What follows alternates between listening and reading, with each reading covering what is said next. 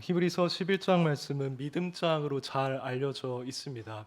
그리고 오늘 우리가 읽은 이 11장 6절 말씀의 핵심도 믿음이라고 할 수가 있겠죠.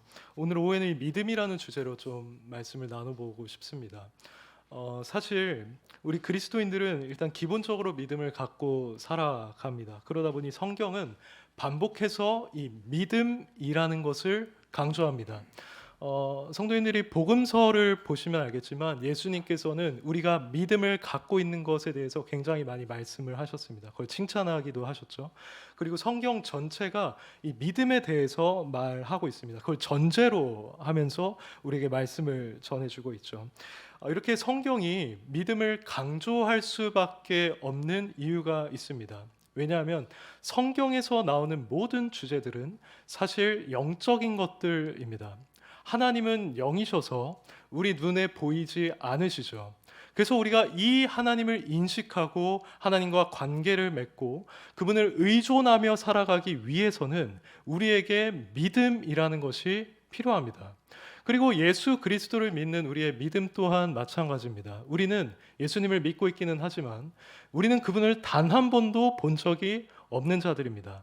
다만 이 성경의 말씀을 통해서 그분이 2000년 전에 이 땅에 오셨고 자신이 하나님의 아들이라는 것을 다양한 방식을 통해서 드러내셨으며 십자가에서 죽으셨고 부활하셨다는 사실을 우리는 믿음으로 받아들이는 것이죠.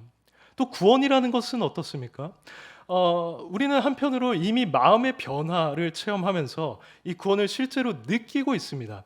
하지만 우리가 나중에 최종적인 영화에 들어가는 차원에서의 구원은 우리의 미래에 속해 있는 일이죠. 그래서 여기 있는 그 누구도 아직 천국에 들어간 적이 없고 그것을 경험한 적이 없습니다. 우린 그걸 믿음으로 바라보면서 살아가고 있는 자들인 것입니다. 이런 점에서 우리가 믿는 이 신앙의 핵심은 믿음이라고 말할 수가 있는데, 그래서 바울은 이렇게 말하기도 했죠. 우리가 소망으로 구원을 얻었으니 보이는 소망이 소망이 아니니 보는 것을 누가 바라리요. 만일 우리가 보지 못하는 것을 바라면 참음으로 기다릴지니라 하고 했습니다. 이렇게 우리가 믿는 기독교의 핵심은 믿음인데요. 우리는 믿음으로 이러한 진리를 바라보고 그것을 따라 살아감으로써 이 신앙생활이라는 것을 해나가고 있습니다. 근데 너무나 안타깝게도 우리의 이 믿음이라는 게 아주 쉽게 약해지는 경향이 있는 것 같습니다. 성도님들께서 처음에 회심했을 때, 예수 그리스도를 믿게 되었을 때를 한번 떠올려 보시면 좋겠습니다. 그때 여러분들은 어떠셨습니까? 아마 기쁨과 감사가 충만하셨을 것입니다. 그렇죠? 그리고 내가 이 구원의 은혜에 너무 감사해서 내 삶을 그분께 다 드리고 싶다라는 이 말이 그냥 자연스럽게 여러분들의 마음 가운데서 흘러나왔을 겁니다. 전체는 아니더라도 대부분의 성도님들이 이런 경험을 하셨을 겁니다. 근데 그러한 경험을 했던 우리가 지금은 어떻습니까? 지금도 그때만큼 구원에 대한 기쁨과 감사로 충만합니까? 그때처럼 난 주님을 위해서 모든 걸 다 드리고 싶어라는 거룩한 열정을 가지고 우리는 살아가고 있습니까? 제가 여러 성도님들과 대화해 본 것, 그리고 제 경험을 토대로 했을 때 그렇지 못한 경우가 많은 것 같습니다. 우리의 열정, 우리의 기쁨, 감사는 비교적 사그라드는 것입니다.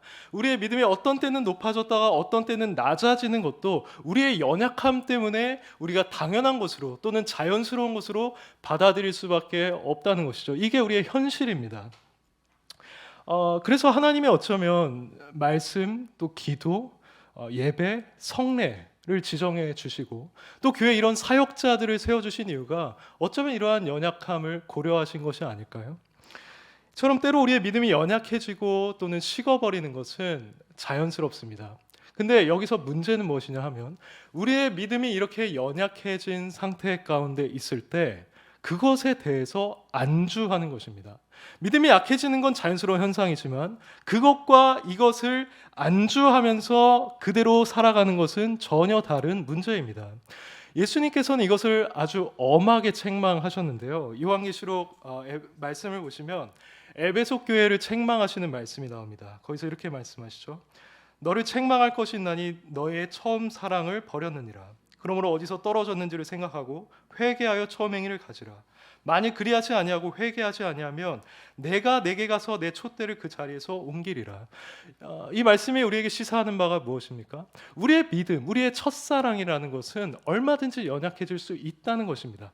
하지만 그 연약해진 상태로 안주해서는 안 된다는 것이죠.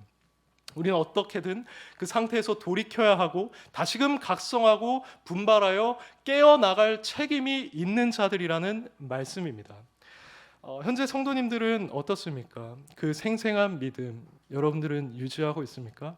그래서 그 믿음으로 말미암아 여러분들의 삶 속에서 항상 하나님과 동행하는 삶을 살아가고 있습니까? 오늘 본문 말씀 직전 구절을 보시면 에녹이라는 자가 등장을 합니다. 에녹이 하나님을 기쁘시게 했다라고 하죠. 근데 이 에녹에 대한 기사가 창세기 5장에도 등장합니다. 근데 거기서 에녹에 대해서 이렇게 말합니다. 에녹이 하나님과 동행하더니 하나님이 그를 데려가심으로 세상에 있지 아니하였더라고 합니다. 이 말씀처럼 에녹은 하나님과 동행하던 자였습니다. 여기서 동행한다라는 말은 그 눈에 보이지 않는 하나님을 인식하고 내가 말하고 생각하고 행동하는 모든 것들을 하나님 앞에서 하는 것처럼 했다는 겁니다. 그리고 그 하나님을 의존하면서 살아갔다는 것이죠. 그러면 에녹이 이렇게 하나님과 어떻게 동행할 수 있었는가 했을 때 그것은 그에게 생생한 믿음이 있었기 때문입니다. 하나님은 살아계시고 그분이 나를 돌보시고 나와 함께하고 계시다는 믿음이 있었기 때문에 그는 어떤 순간에서도 그 하나님을 의존하면서 동행할 수 있었던 것이죠. 그리고 우리가 약 한 달 동안 읽었습니다만 시편 말씀을 보면 아시다시피 다윗이 슬플 때나 기쁠 때나 어려울 때나 즐거울 때 항상 하나님을 찾았던 것을 우리는 발견할 수 있습니다. 이것도 역시 다윗은 하나님과 동행했다는 사실을 보여주는 것이죠. 다윗 또한 에녹처럼 하나님에 대한 생생한 믿음을 가지고 있었기 때문에 이러한 고백을 할 수가 있었던 겁니다. 이러한 에녹과 다윗의 모습은 우리에게도 나타나야 마땅하겠죠. 근데 슬프게도 우리는 이 세속화된 사회 속에서 물질적인 것에 상당히 얽매여서 살아가는 경향이 있는 것 같습니다. 그래서 하나님이 살아계신 것을 종종 잊고 살 때가 있는 것이죠. 생생한 그 믿음을 에녹처럼 다윗처럼 유지하지 못한다는 겁니다. 사실 오늘 많은 사람들이 점점 불신자가 되고 있습니다. 그래서 우리가 이 예배당을 나가면 그들의 환경에 우리는 휩싸여서 믿음이 아주 약해지기 쉬운 그런 시대를 우리는 살아가고 있죠.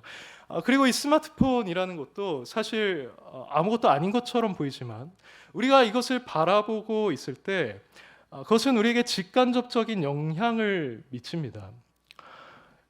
영상에서 보여주는 그 컨텐츠들 그게 하나님과 관련이 없는 것일 때가 많고 영적인 것과 관련이 없을 때가 많습니다. 그래서 우리가 그걸 집중하고 보고 웃고 우는 동안에 우리의 마음은 영적인 것에 보다 세속적인 것에 더 끌리게 됩니다. 우리가 24시간 내내 스마트폰을 보고 있으면서 그런 일이 우리 안에 이미 일어나고 있다는 것이죠. 그래서 우리는 하늘을 바라보지 않습니다. 자연 환경을 요즘은 우리를 관찰하지 않습니다. 특별히 여행을 가는 경우가 아니라면요. 우리는 하루 절반 이상을 이 핸드폰을 보면서 세속적인 것에 관심을 가지고 우리의 믿음을 약화시키고 있는 그런 아주 위험한 상황 가운데 우리는 처해 있는 것입니다. 그래서 이 21세기는 이 최첨단 시대는 그 어느 때보다도 우리의 믿음이 약해지기 쉽고 하나님으로부터 멀어지기 쉬운 그런 시대라고 말할 수가 있습니다. 하지만 이럴 때일수록 우리는 정신을 차려야 합니다. 앞서 말씀드린 것처럼 우리가 믿음이 연약한 채로 살아가는 것은 결코 하나님의 뜻이 아닙니다. 근데 여기서 더 나아가서 이것은 아주 심각한 문제를 야기하기도 하는데 그것이 무엇이냐면 오늘 본문에서 말하는 것처럼 하나님을 기쁘시게 할 수 없다는 겁니다. 믿음이 없이는 하나님을 기쁘시게 하지 못하나니라고 하는데 여기서 하지 못한다라고 번역된 헬라어는 아디나토스라는 말로서 무언가를 할 수 없는 불가능이라는 의미를 내포하고 있습니다. 그래서 여러분 영어 성경 번역본을 갖고 계시다면 거기 아마 impossible이라고 번역이 되어 있을 겁니다. 여기서 바울이 말하고 있는 것은 우리가 믿음이 없다면 하나님을 기쁘시게 하는 것이 매우 어렵다가 아닙니다. 그리고 우리에게 믿음이 없다면 하나님을 기쁘시게 할 가능성이 매우 낮다는 것도 아닙니다. 오히려 우리에게 믿음이 없다면, 그 생생한 믿음을 우리가 유지하고 살아가지 못한다고 한다면 우리는 하나님을 기쁘시게 하는 것이 아예 불가능하다라고 단언하고 있는 것입니다. 마치 우리가 손바닥으로 하늘을 가리는 것이 불가능하듯이, 우리가 별을 따는 것이 불가능하듯이, 바닷물을 다 퍼내는 것이 불가능하듯이 믿음이 없다면 하나님을 기쁘시게 할 수 없다는 것이죠. 히브리서 6장 18절을 보시면 하나님은 결코 거짓말을 할 수 없다라고 하십니다. 마치 그러한 것처럼 우리가 믿음이 없다면 하나님을 결코 기쁘시게 할 수 없습니다. 이 사실, 이 바울의 말, 이것은 우리에게 경각심을 일으키기에 충분합니다. 지지난주에도 고린도서 말씀을 나눴지만 우리는 몸으로 있든지 떠나든지 주를 기쁘시게 하는 자가 되기를 힘써야만 하는, 그런 열망을 가져야 하는 자들입니다. 그리고 우리는 하나님께서 기뻐하시는 산 제사로 우리 삶을 드리라고 하는 명령을 받은 자들입니다. 그리고 하나님께서 예수 그리스도를 이 땅에 보내주셔서 우리를 구원하신 목적은 우리로 하여금 더 이상 자기 자신을 위해서 살지 아니하고 그분을 위해 살며 그분을 기쁘시게 하기 위해서였습니다. 구원의 목적이 정확하게 그것이었습니다. 근데 본문에서 이 히브리서 기자는 우리에게 믿음이 없다면 기쁘시게 하는 삶이 전혀 불가능하다고 말하고 있는 것이죠. 이것은 한편으로 우리의 정체성을 부인하는 것과 마찬가지입니다. 제 앞에 있는 이 마이크는 소리를 크게 내기 위해서 존재하죠. 그리고 이 컵은 무언가를 담기 위해서 존재합니다. 근데 우리가 만약 하나님을 기쁘시게 하는 삶을 살 수가 없다고 한다면, 조금 과장되게 말해서 이러한 물건들이 자신의 역할을 전혀 수행하지 못하는 것과 다름없는 상태가 되는 것입니다. 그만큼 하나님께 합당한 삶을 살 수가 없다는 것이죠. 우리가 믿음이 없을 때 하나님을 기쁘시게 할 수 없다라는 이 명제는 어쩌면 당연한 것입니다. 우리가 만약 어딘가에 고용이 되었다고 했을 때 우리를 돕는 상사가 있겠죠. 근데 우리가 그 상사를 만약에 믿지 못합니다. 그를 의심하고 그를 신뢰하지 못하고 그 상사보다 다른 사람들의 말을 더 듣고 그들을 의지하면서 일을 수행한다면 그 상사는 결코 우리를 기뻐할 수가 없을 겁니다. 또 우리가 자녀라고 했을 때 만약 우리가 부모를 신뢰하지 못하고 부모를 의존하지 않고 오히려 옆집에 있는 아주머니나 아저씨를 의존하면서 살아간다면 그러한 우리의 모습 또한 부모에게 있어서 결코 기쁨이 될 수 없을 것입니다. 이와 비슷한 원리가 하나님과 우리 사이에도 적용이 되는 겁니다. 만일 우리가 하나님과 그분의 말씀에 대한 믿음을 갖지 못한다면 우리는 하나님을 기쁘시게 할 수 없습니다. 우리가 아무리 많은 헌금을 한다고 하여도, 우리가 아무리 이 계명들을 기계적으로 준수한다고 하여도 믿음이 없다면 그분을 기쁘시게 하려는 모든 시도가 무산되고 만다는 것입니다. 그런데 구약 성경을 여러분들이 자세하게 살펴보시면요, 하나님께서는 이런 믿음 없는 우리의 모습을 단순히 기쁘지 않게 여기실 뿐만 아니라 오히려 그것을 불쾌하게 여기시고 또 심지어 진노하신다는 것도 우리는 발견할 수 있습니다. 대표적인 예로 아사 왕을 들 수가 있습니다. 아사 왕은 한편으로 하나님을 굉장히 찾았던 그런 훌륭한 왕이었습니다. 근데 어느 날 이스라엘에서 그 바아사라는 왕이 유다를 공격하러 왔을 때 아사 왕은 은금을 아람 왕에게 주어서 도와달라고 요청을 했습니다. 그래서 아람 왕이 와서 실제로 아사 왕을 도와주었죠. 그래서 그 위기 상황을 벗어났습니다. 근데 그때 하나님께서 선지자를 보내셔서 아사 왕에게 하셨던 말이 무엇이냐면, 왕이 아람 왕을 의지하고 하나님을 의지하지 아니했다고 하면서 왕이 망령되이 행하였은즉 왕에게 전쟁이 있을 것이라고 했습니다. 이것은 아사 왕의 믿음이 약해져서 하나님이 아닌 다른 것을 의지했을 때 하나님이 그걸 얼마나 불쾌하게 여기시는지를 잘 보여주는 사건입니다. 또 예레미야 말씀을 보시면 유다 백성들이 바벨론으로부터 멸망을 당할 때 남은 자들이 있었습니다. 포로로 끌려가지 않고 남은 자들이 있었어요. 근데 그들에 대한 하나님의 뜻은 그들이 거기에 남아있는 것이었습니다. 그 땅에 남아서 그저 하나님을 신뢰하는 것이었습니다. 근데 그들은 그렇게 하지 않고 오히려 무엇을 의지했냐면 애굽이라는 나라를 의지했습니다. 애굽은 강력한 나라이기 때문에 우리가 저기로 도망한다면 우리는 전쟁도 경험하지 않을 것이고 양식도 궁핍하지 않을 것이다. 이런 생각을 하면서 애굽으로 피난 가고자 했던 것이죠. 그러자 하나님께서 그들에 대해서 하셨던 말씀이 무엇이냐면 너희가 그렇게 한다면 내가 칼과 기근과 전염병을 너희에게 보낼 것이다 라고 했습니다. 그러면서 유다에 내렸던 그 노여움과 진노를 너희에게 그대로 쏟을 것이라고도 하셨죠. 이처럼 우리가 믿음이 없다면 하나님은 그것에 대해서 굉장히 불쾌해하시고 심지어 진노하실 수 있습니다. 그래서 우리는 믿음 없이 살아가는 것에 대해서 심각성을 느껴야 합니다. 그것은 하나님을 기쁘시게 하지 못할 뿐만 아니라 오히려 하나님을 불쾌하게 만들 수 있는 일입니다. 그리고 우리 입장에서 생각을 했을 때도 그것은 우리 신앙생활에 아주 해로운 영향을 미칩니다. 믿음이라는 것, 저와 여러분의 신앙생활의 뿌리이고 또 생명이라고 할 수가 있습니다. 그래서 믿음이 없다면 우리의 신앙생활은 매우 연약해집니다. 예를 들어서 우리가 하나님께 기도를 한다고 해도 믿음이 없으니 우리는 그저 형식적으로 기도를 할 뿐입니다. 실제로 하나님이 기도를 들으실 것이라는 어떤 응답해 주실 것이라고 하는 기대나 소망을 거의 갖지 않은 채로 기도하게 됩니다. 그래서 진실성이 거기엔 결여되어 있고 그렇게 하는 기도는 하나님께서 응답하지 않으시기 때문에 우리는 하나님께서 역사하시는 삶에 생생하게 역사하시는 것을 체험하지 못하며 살아가게 됩니다. 하나님을 찬양하고 예배하는 것도 마찬가지입니다. 우리의 믿음이 약해져서 구원에 대한 감사가 흐려진다면 하나님을 찬양하고자 하는 마음, 하나님께 영광 돌리고자 하는 마음까지도 약화되기 때문에 우리의 찬양과 우리의 예배도 형식적이고 무미건조해질 수밖에 없는 것입니다. 그 우리 모든 삶이 다 마찬가지의 원리에서 이루어지는 겁니다. 이러한 모습으로 우리가 사는 것은 결코 용납할 수 없습니다. 우리는 이렇게 신앙생활을 할 수가 없습니다. 그럼 우리는 어떻게 해야 될까요? 그 답은 간단합니다. 그것은 지금도 살아서 역사하고 계시는 그 하나님을 우리가 믿는 것입니다. 6절을 제가 한번 다시 읽어보겠습니다. 믿음이 없이는 하나님을 기쁘시게 하지 못하나니 하나님께 나아가는 자는 반드시 그가 계신 것과 또한 그가 자기를 찾는 자들에게 상 주시는 이심을 믿어야 할지니라고 합니다.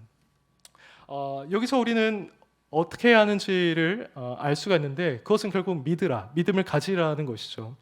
구체적으로 근데 이 믿으라는 명령은 우리가 두 가지로 구분할 수가 있습니다. 첫 번째는 하반절에서 말하는 것처럼 반드시 그가 계신 것을 믿는 겁니다. 근데 여기서 그가 계신 것을 믿는다 함은 곧 하나님의 존재를 믿으라는 말이나 마찬가지인데요. 여기서 우리가 오해하지 말아야 할 것이 있습니다. 여기서 하나님의 존재를 믿으라는 것은 단순히 만물의 근원이 되는 존재, 최상의 존재 또는 제1원인자이신 그 신의 존재를 믿으라는 명령은 아니라는 겁니다. 이렇게 신을 믿는 자는 교회 밖에도 얼마든지 있습니다. 예를 들어서 이신론자라고 하는 자들이 있어요. 그들은 하나님의 존재를 믿기는 믿습니다. 하지만 그 하나님은 이 세상을 창조하신 뒤에 이 세상에 아무런 관여도 하지 않는 그러한 분으로서 이신론자들은 하나님을 믿습니다. 그래서 그들에게 있어서 하나님은 마치 시계를 만들어서 태엽을 감고 시간이 알아서 흐르게 두는 시계 제조공과 같은 존재인 겁니다. 유대교에서도 하나님을 믿는다고 하고 이슬람도 나름대로 자신들만의 신을 믿고 있는데 우리는 그들이 가지고 있는 그 믿음이 하나님을 기쁘시게 할 거라고 생각하지는 않죠. 그렇다면 여기서 말하는 하나님이 계신 것을 믿는다는 건 무엇일까요? 그것은 바로 성경에서 계시된 그 하나님 또는 예수 그리스도를 통하여서 계시된 그 하나님의 존재를 믿는 믿음인 것입니다. 성경에 따르면 하나님은 삼위일체로 계시는 유일하신 하나님입니다.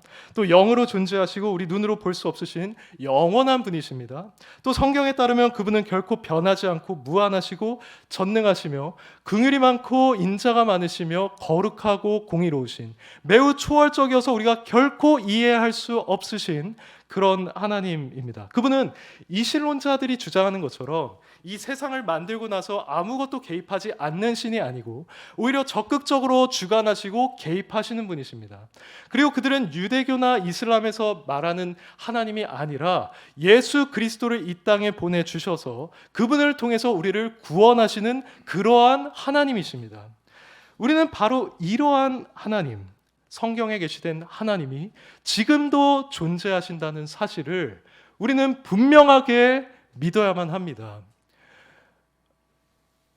우리는 이 성경을 떠나서 우리가 생각해낸 하나님을 믿게 될 가능성이 굉장히 높습니다. 예를 들어서 누군가는 그냥 하나님이 사랑이 많은 분이라고 생각해서 그분이 누군가를 지옥에 보낸다든지 죄를 심판하신다든지 이런 걸 거의 믿지 못합니다.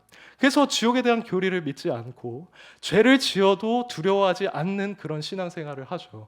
또 누군가는 거룩함과 공의로운 그 하나님만을 강조해서 그렇게 본인이 생각을 해서 그저 하나님을 두려워해야만 하는 분, 그저 내가 무서워해야 할 분이라고만 생각합니다. 또 다른 분들은 이 하나님이란 존재는 그저 나를 위한 존재야, 나를 돕기 위한 존재야, 전적으로 나를 위해서 존재하는 분이야 라고 생각을 해서 그분의 영광을 위해서 살아가는 것에는 전혀 관심을 갖지 않고 마치 램프의 요정 지니처럼 하나님을 대하는 그런 신앙생활을 하게 되죠. 현재 성도님들께서 믿고 계시는 그 하나님은 어떤 하나님이십니까? 아마 여기 계신 여러분들은 나는 그렇지 않아 라고 생각하실 겁니다. 난 사랑이신 하나님도 믿고 거룩하신 하나님도 믿고 절대 램프의 요정 지니와 같은 분이 아니야 라고 여러분들은 믿고 계실 겁니다. 그렇지만 우리가 만약 이 성경에서 말하는 하나님을 제대로 알지 못한다면 우리가 가지고 있는 기질, 성향, 환경에 따라서 이런 왜곡된 신론을 가질 수가 있습니다. 그것은 하나님의 속성을 조화롭게 고려하지 못한 데 기인한 것입니다. 그리고 그렇게 조화롭게 고려하지 못한 것은 결국에 창세기부터 요한계시록까지를 우리가 체계적으로 반복해서 읽지 않은 데 기인한 겁니다. 그래서 우리는 성경에서 말하는 이 하나님을 믿어야 합니다.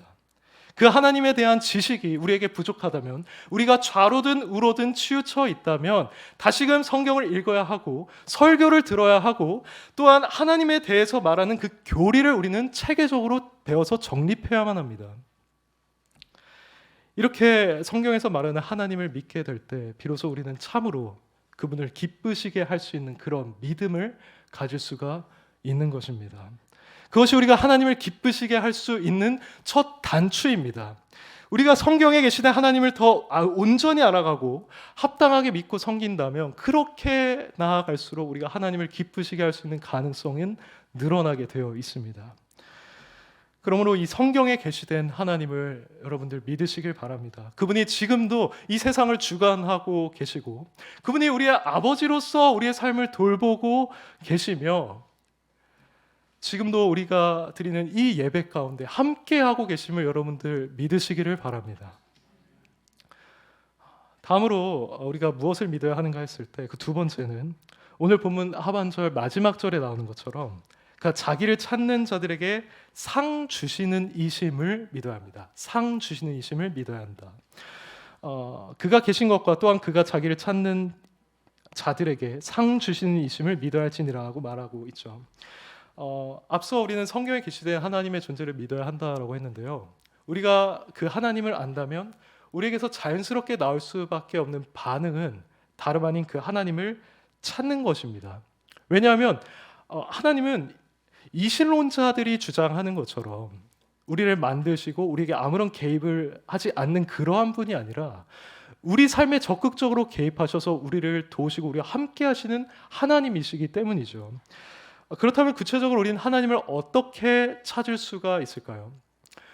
기독교 역사 가운데 최고의 주석가로 알려진 매튜 헨리는 하나님께서 우리가 그분을 찾을 수 있는 방법과 수단을 지정해 주셨다고 하면서 이렇게 말했습니다. 하나님의 계시에 대한 집중된 관심, 하나님이 제정하신 규례들의 실행, 자신들의 의무들의 정당한 이행, 그의 백성들과의 교제, 하나님의 섭리의 인도를 따르는 것, 그리고 모든 일에 있어서 하나님의 은혜로우신 임재를 기다리는 겸손, 등을 통해 우리는 하나님을 만날 수 있다라고 했습니다. 간단하게 말하면 말씀을 통해서 또 기도를 통해서 예배를 통해 참된 성도와의 교제를 통해 우리는 하나님을 만날 수가 있다는 겁니다. 하나님의 말씀인 성경은 이처럼 우리가 그분을 찾을 때 그분을 만난다는 것, 만날 수 있다는 것을 반복해서 증언합니다. 앞서 아사 왕이 실수를 하기는 했지만 그전에는 하나님을 매우 열심히 찾았던 왕이었고 그래서 하나님의 만나주심을 경험했던 왕이었습니다. 역대하 15장 15절에 이렇게 말합니다. 아사와 그 무리가 마음을 다하여 맹세하고 뜻을 다하여 여호와를 찾았으므로 여호와께서도 그들을 만나주시고 그들의 사방에 평안을 주셨더라고 했습니다. 그리고 예레미야 29장 12절에서 13절은 너희가 내게 부르짖으며 내게 와서 기도하면 내가 너희들의 기도를 들을 것이요 너희가 온 마음으로 나를 구하면 나를 찾을 것이요 나를 만날 것이라고 하나님께서 직접 말씀해 주셨습니다. 이런 점에서 우리가 성경에 계시된 하나님의 존재를 믿는 믿음 이후에 가져야만 하는 믿음은 우리가 그분을 찾았을 때 그분이 우리를 실제로 만나주신다는 믿음입니다. 우리가 하나님께 기도할 때 그분은 우리를 만나십니다. 우리가 말씀을 읽을 때 그분은 여러분을 만나십니다. 예배드리고 있는 이 순간에도 그분은 여러분들을 만나주실 수가 있습니다. 그렇다면 이렇게 하나님께서 우리를 만나주셔서 발생하게 되는 결과는 무엇일까요? 그것은 하나님께서 우리에게 상을 주신다는 겁니다. 상을 주신다. 그럼 이 상은 무엇인가 했을 때 그건 다양한 측면에서 말씀을 드릴 수가 있지만 첫째로 말씀을 드리자면 이 상은 하나님이 우리의 기도에 응답하셔서 여러분들을 어려움과 고난의 상황 속에서 건져주시고 또 여러분들의 이 세상의 필요 또한 실제로 채워주신다는 겁니다. 그런 식으로 이 세상에서 우리에게 상을 주실 수 있다는 겁니다. 이 예도 성경에서 아주 풍성하게 등장을 하고 있습니다. 여호사밧 왕 같은 경우는 어느 날 연합군이 이 유다를 쳐들어오게 되었습니다. 근데 여호사밧 입장에서는 결코 이들을 감당할 능력이 없었어요. 당장 멸망할 수밖에 없는 그런 상황이었습니다. 그러자 여호사밧이 했던 행동이 뭐냐면 사람들을 다 모아서 금식을 선포하고 하나님께 간구를 했습니다. 그러면서 그런 유명한 말을 하기도 했죠. 우리를 치러 오는 이 큰 무리를 우리가 대적할 능력이 없고 어떻게 할지도 알지도 못하고 오직 우리는 주만 바라보나이다 라고 했습니다. 그러자 어떤 일이 일어났습니까?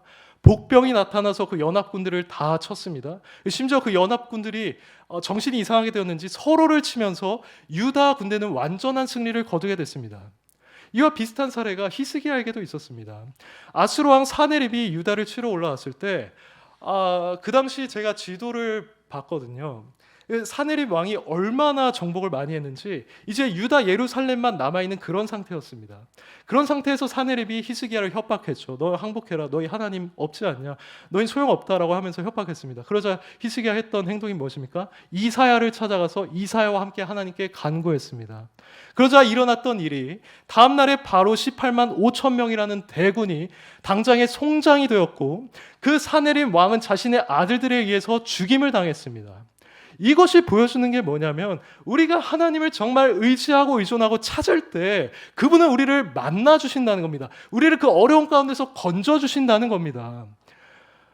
근데 이렇게 이 세상에서 주시는 상은 단순히 이렇게 고난에서 건져주시는 것에만 한정되지는 않습니다. 앞서 말씀드린 것처럼 우리의 세상에서 필요한 것들도 그분은 채워주실 수 있는 분이십니다.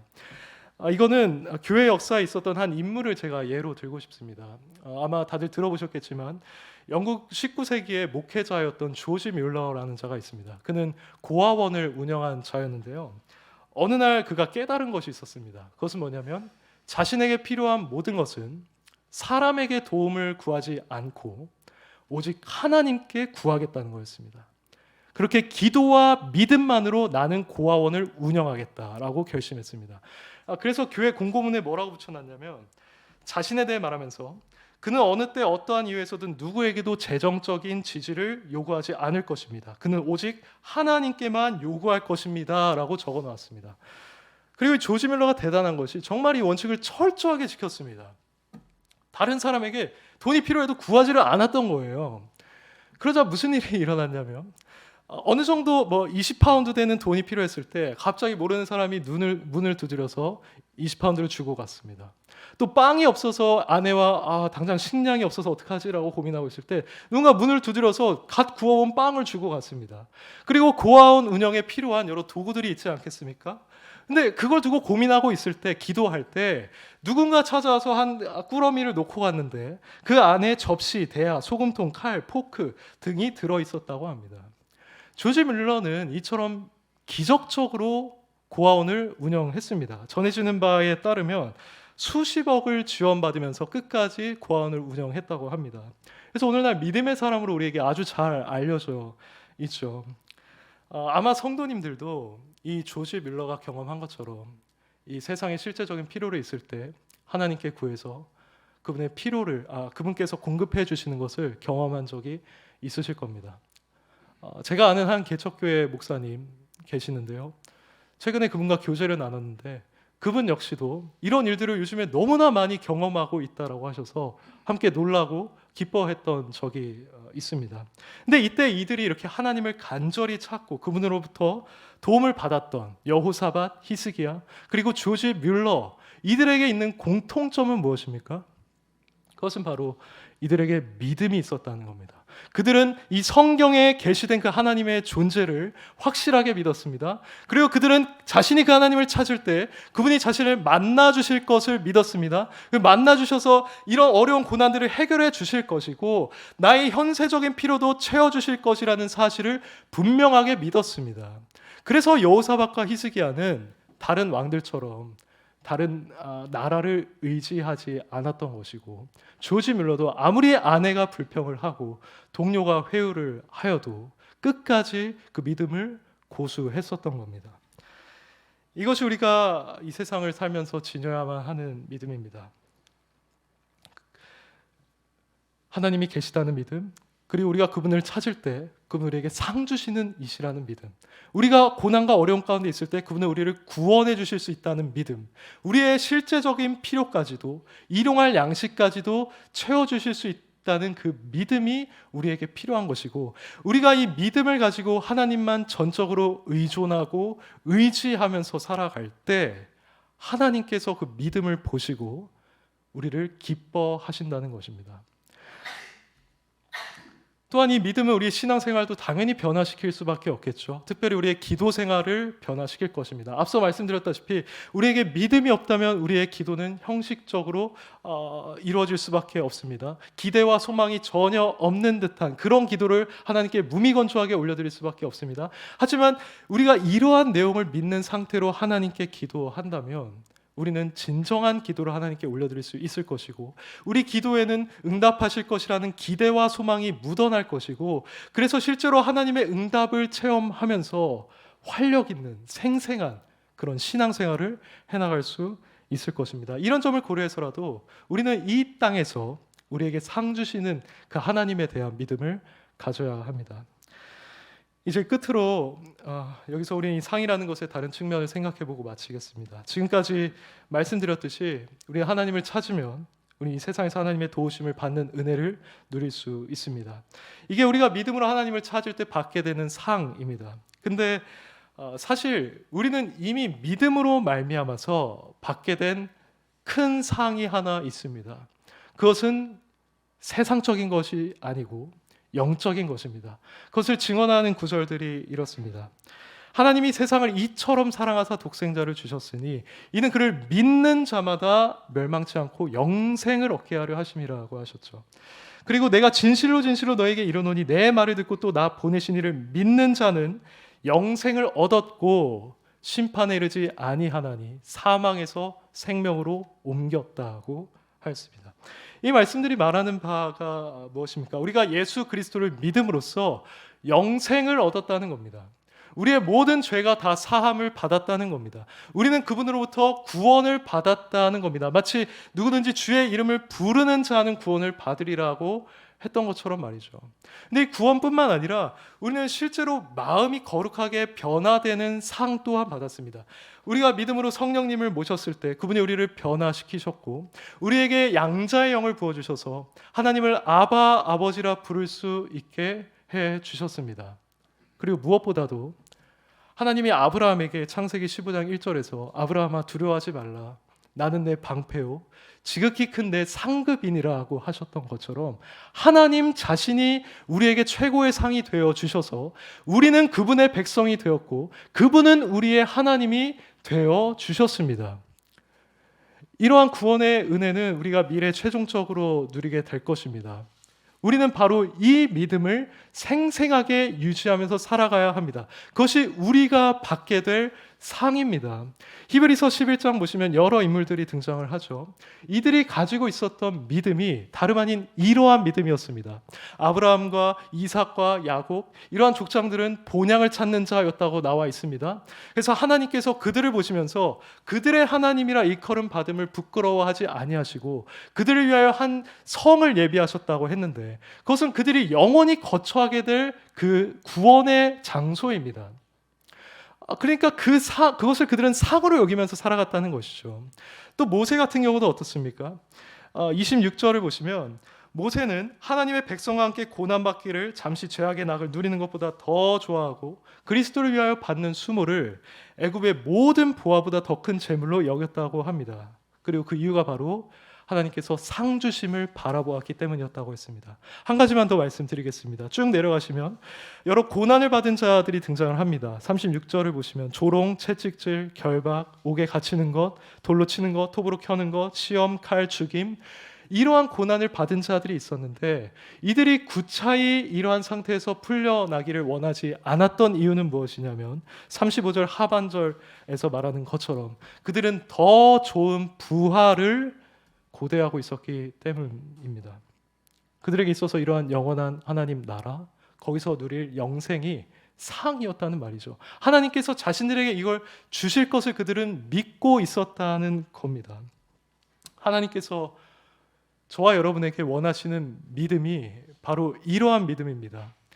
여러분들이 이 땅에서 살아가는 동안 하나님 나라를 고대하는 그러한 믿음을 하나님은 요구하고 계십니다.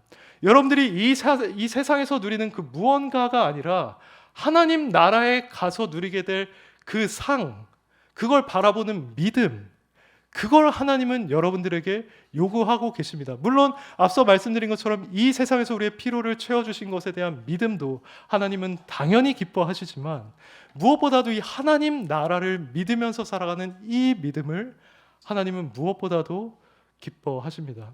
하나님은 우리가 얼마나 어려운 시대를 살아가고 있는지를 알고 계십니다. 얼마나 이 세상에 사람들이 무신론으로 따라가고 있으며 얼마나 우리에겐 유혹거리가 많으며 미디어가 우리를 유혹하며 또 우리에게 얼마나 어려움과 고난이 있어서 낙심되는 일들이 있는지 그분은 알고 있습니다. 우리가 하나님을 볼 수 없다는 것도 그분은 알고 계시고요. 우리가 천국을 볼 수도 없다는 사실을 그분은 알고 계십니다. 이건 마치 부모가 아주 어린 자녀를 보면서 이 아이는 이해하는 게 거의 없지, 이 아이는 참 부족한 존재야 라고 하는 것과 마찬가지입니다. 그래서 여러분들이 이런 상황에도 불구하고 그 하나님 나라를 소망하면서 살아갈 때 하나님은 그러한 여러분들의 형편을 다 아시기 때문에 그 믿음 자체를, 그 믿음을 가지고 있는 여러분들을 진정으로 기뻐하신다는 것입니다. 이게 하나님께서 기뻐하시는 방법입니다. 더군다나 이 믿음이라는 것은 믿음 자체만으로도 하나님을 기쁘시게 하지만 믿음은 자연스럽게 우리의 삶을 변화시킵니다. 더 하나님의 나라와 의를 위해서 살아가게 하고요. 몸을 있든지 떠나든지 그분을 기쁘시게 하는 삶을 살아가게 하고요. 주님에 대한 기쁨과 감사가 넘쳐나서 우리의 찬양과 예배 생활도 훨씬 더 온전해. 자연스럽게 믿음뿐만 아니라 우리의 삶까지도 합해져서 하나님을 기쁘시게 할 수 있다는 것입니다. 사랑하는 성도 여러분, 성도인들은 어떻습니까? 이러한 믿음을 갖고 계십니까? 오늘 우리가 나눈 말씀처럼 여러분들은 이 성경에 계시된 그 하나님의 존재를 믿고 있습니까? 여러분들은 우리가 그분을 찾을 때 그분이 실제로 우리를 만나 주신다는 사실을 믿고 있습니까?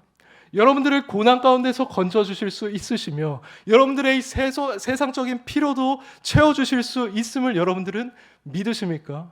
무엇보다 여러분이 믿음으로 말미암아 구원을 받아서 언젠가 죽게 된다면 천국에 들어간다는 사실을 생생하게 믿으면서 살아가고 있습니까? 그것이 여러분들의 일상생활과 이 신앙생활 가운데 영향을 미치고 있습니까? 만약 그렇지 않다면 지금 이 시간이라도 우리가 다시금 믿음을 바로잡기를 원합니다. 하나님이 살아계심을 믿으십시오. 그분은 자기를 찾는 자들을 만나주시는 이심을 믿으십시오. 그리고 찾는 자들에게 상 주시는 이심을 믿으십시오. 그렇다면 우리가 그 믿음을 가지고 나아간다면 우리는 이 비천한 존재로서, 벌레 같은 존재로서 그 무궁한 여호와 하나님을 기쁘시게 하는 삶을 살 수가 있을 것입니다. 우리의 정체성에 부합하는 삶을 살게 될 것입니다. 우리를 구원하신 그 하나님의 목적이 우리 안에서 온전히 이루어지게 될 것입니다. 이제 이 믿음을 가지고 하나님과 평생을 동행하였던 다윗의 말을 읽고 마치겠습니다. 여호와는 말의 힘이 세다 하여 기뻐하지 아니하시며 인간의 다리가 억세다 하여 기뻐하지 아니하시고 여호와는 자기를 경외하는 자들과 그의 인자하심을 바라는 자들을 기뻐하시는도다. 아멘. 부디 저 여러분이 이러한 믿음을 가지고 평생에 하나님을 기쁘시게 하기를 간절히 바라겠습니다.